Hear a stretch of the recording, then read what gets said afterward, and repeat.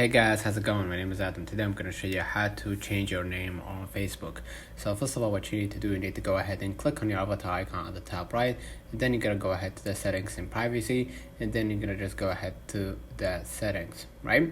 So now what you're going to do, you're going to be able to see the settings manual and all that. Go ahead to the account center or Meta, right? And just go ahead and open it up, your account center or Meta.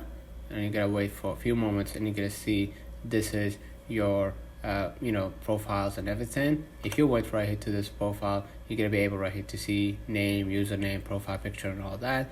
You could just go ahead right here and see that this is your name.